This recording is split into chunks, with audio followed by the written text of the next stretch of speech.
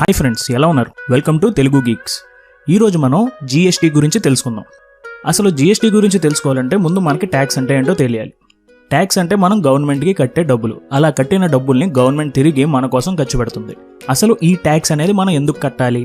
ఇప్పుడు మన దేశంలో మనం ఎక్కడికి వెళ్ళాలన్నా మనకి రోడ్స్ కావాలి, మనకి హెల్త్ బాగోకపోతే హాస్పిటల్ కావాలి, మన దేశాన్ని వేరే కంట్రీస్ నుంచి కాపాడుకోవడానికి ఆర్మీ కావాలి, ఏమైనా ప్రమాదం జరిగితే వెంటనే రెస్పాండ్ అయ్యే ఫైర్ ఫైటర్స్ కావాలి, తప్పు జరిగితే పోలీసులు కావాలి, న్యాయం కోసం కోర్టులు కావాలి. ఇలా మనం బ్రతకడానికి చాలా గవర్నమెంట్ సేవలు మనకు కావాలి. ఇవన్నీ గవర్నమెంట్ మెయింటైన్ చేయాలంటే గవర్నమెంట్కి డబ్బులు కావాలి. సో ఆ డబ్బుని మనం ట్యాక్స్ రూపంలో గవర్నమెంట్కి ఇస్తాం.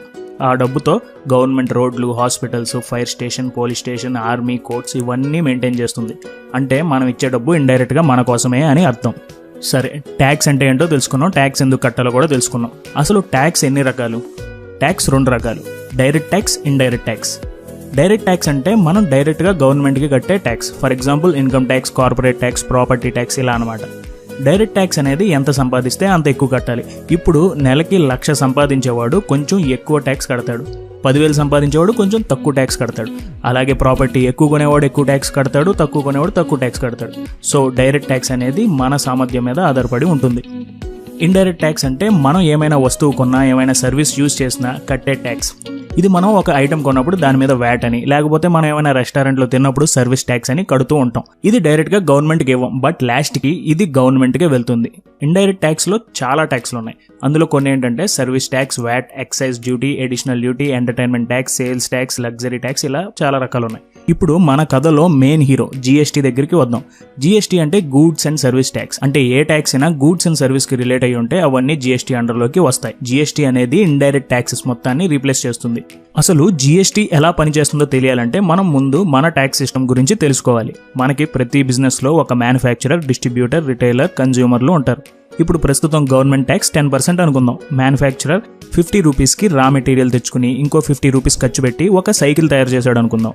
అప్పుడు అది డిస్ట్రిబ్యూటర్కి అమ్మేటప్పుడు 50 + 50 = 100 రేట్కి 10% ట్యాక్స్ కలిపి, అంటే 100లో 10% అంటే 10 రూపీస్, టోటల్ 110 అవుతుంది. ఈ 110కి డిస్ట్రిబ్యూటర్కి అమ్మేస్తాడు. ఇప్పుడు ఈ సైకిల్ని తీసుకువెళ్ళిన డిస్ట్రిబ్యూటర్ ఇంకో 20 రూపాయల లాభం వేసుకుని దానికి మళ్ళీ 10% ట్యాక్స్ కలిపి 130 + 13 = 143కి రిటైలర్కి అమ్మేస్తాడు.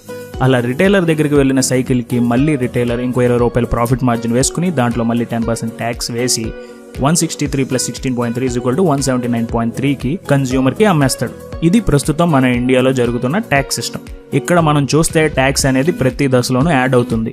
దీన్నే క్యాస్కేడింగ్ ట్యాక్స్ అంటారు. ఈ క్యాస్కేడింగ్ ట్యాక్స్ వల్ల ప్రతి ఒక్కరూ ప్రతి దశలో ఆల్రెడీ కట్టిన ట్యాక్స్ మీద మళ్ళీ ట్యాక్స్ కడుతున్నారు. జీఎస్టీ దీనికి కళ్ళెం వేస్తుంది. ఎలా అంటే ఇప్పుడు ఇదే ఎగ్జాంపుల్ని జీఎస్టీ వచ్చాక చూస్తే సేమ్ అలాగే రా మెటీరియల్ కాస్ట్ 50కి మ్యానుఫ్యాక్చరర్ తెచ్చుకుని మళ్ళీ మ్యానుఫ్యాక్చరింగ్ కాస్ట్ వేసుకుని, అంటే 50 అనుకుందాం, టోటల్ 100 అవుతుంది. ఇప్పుడు దీంట్లో జీఎస్టీ కూడా 10% అనుకుందాం. కానీ జీఎస్టీ ఓన్లీ అతని మ్యానుఫ్యాక్చరింగ్ కాస్ట్ మీదే పడుతుంది. అప్పుడు 50లో 10% అంటే 5 రూపీస్. సో ఇప్పుడు టోటల్ వాల్యూ వచ్చి 100 + 5 = 105కి డిస్ట్రిబ్యూటర్కి అమ్మేస్తాడు. డిస్ట్రిబ్యూటర్ 105కి సైకిల్ని కొనుక్కుని 105 + 20 అతని ప్రాఫిట్ మార్జిన్ వేసుకుని 125కి ఇప్పుడు మళ్ళీ 10% జీఎస్టీ తన ప్రాఫిట్ మార్జిన్లో పడుతుంది. అంటే 20 రూపీస్లో 10% అంటే 2 రూపీస్. ఈ ట్యాక్స్ అమౌంట్ని టోటల్ వేస్తే 127 అవుతుంది. తర్వాత అది రిటైలర్ కొనుక్కుని 127కి అతను ఇంకో 20 రూపాయల ప్రాఫిట్ మార్జిన్ వేసుకుని మళ్ళీ 10% ట్యాక్స్ కలిపితే 149 అవుతుంది. 149 రూపీస్కి కన్జ్యూమర్కి అమ్మేస్తారు. సో ఇప్పుడున్న ట్యాక్స్ సిస్టంలో మనం కొన్న ఐటమ్ 179.3 పడితే జీఎస్టీ వచ్చాక మనకు పడేది 149. ఇక్కడ జీఎస్టీ లాజిక్ ఏంటంటే ఇప్పుడున్న ట్యాక్స్ సిస్టంలో మనం మ్యానుఫ్యాక్చరర్ ఆల్రెడీ కట్టిన ట్యాక్స్ ని డిస్ట్రిబ్యూటర్ కడుతున్నాడు, డిస్ట్రిబ్యూటర్ ఆల్రెడీ కట్టిన ట్యాక్స్ ని రిటైలర్ కడుతున్నాడు, రిటైలర్ ఆల్రెడీ కట్టిన ట్యాక్స్ ని మళ్ళీ కన్జ్యూమర్ కడుతున్నాడు. అలా కాకుండా జీఎస్టీ వస్తే ఆ ట్యాక్స్ అనేది ఎవరికి వారు వేసుకునే ప్రాఫిట్ మార్జిన్ కి ట్యాక్స్ కడితే సరిపోతుంది. ఇక్కడ జీఎస్టీలో 3 రకాలు ఉన్నాయి. ఒకటి సిజిఎస్టీ, ఇంకోటి ఎస్జిఎస్టీ అండ్ ఇంకోటి ఐజిఎస్టీ. సిజిఎస్టీ అనేది మనం డైరెక్ట్గా సెంట్రల్ గవర్నమెంట్కి కట్టే ట్యాక్స్. ఎస్జిఎస్టీ అంటే మనం స్టేట్ గవర్నమెంట్కి కట్టే ట్యాక్స్. ఐజిఎస్టీ అంటే ఇంటిగ్రేటెడ్ జిఎస్టీ. ఒక స్టేట్ నుంచి ఇంకో స్టేట్కి ఏదైనా ప్రొడక్ట్ మూవ్ అయితే దానికి కట్టే ట్యాక్స్. ఈ ట్యాక్స్ని ఈ 2 స్టేట్ల మధ్యనే విభజించుకుంటారు. ఇప్పుడు జీఎస్టీ వల్ల అడ్వాంటేజెస్ ఏంటో చూద్దాం. మెయిన్ అడ్వాంటేజ్ ఏంటంటే దాదాపుగా స్టేట్కి కట్టే ట్యాక్స్లలో 17 ట్యాక్సెస్ని ఈ జీఎస్టీ రీప్లేస్ చేస్తుంది. దానివల్ల మనం ఎప్పుడు బిల్లులు కట్టేటప్పుడు ఏ ట్యాక్స్లు వేశారని చూడాల్సిన అవసరం లేదు. జీఎస్టీ ఎంత ఉందో తెలుసుకుంటే సరిపోతుంది. మొన్నటిదాకా ట్యాక్స్ ఎక్కువ కాబట్టి తక్కువ మంది పే చేసేవారు. ఇప్పుడు ట్యాక్స్ చాలా తక్కువ కాబట్టి ఎక్కువ మంది ట్యాక్స్ కడతారు. సో దీనివల్ల బ్లాక్ మనీ తగ్గే ఛాన్సెస్ ఉన్నాయి. మన రెవెన్యూ కూడా పెరుగుతుంది. ఇండియా మొత్తం కామన్ మార్కెట్ అవుతుంది. లాజిస్టిక్ రేట్స్ పడిపోతాయి. మన కంట్రీలో బిజినెస్ చేయడానికి వేరే కంట్రీస్ నుంచి వ్యాపారస్తులు వస్తారు. దీనితో మన జీడిపి కూడా గ్రోత్ ఉంటుంది. అండ్ ఇంకొకటి ఏంటంటే alcohol, petroleum products and electricity మీద జీఎస్టీ ఉండదు.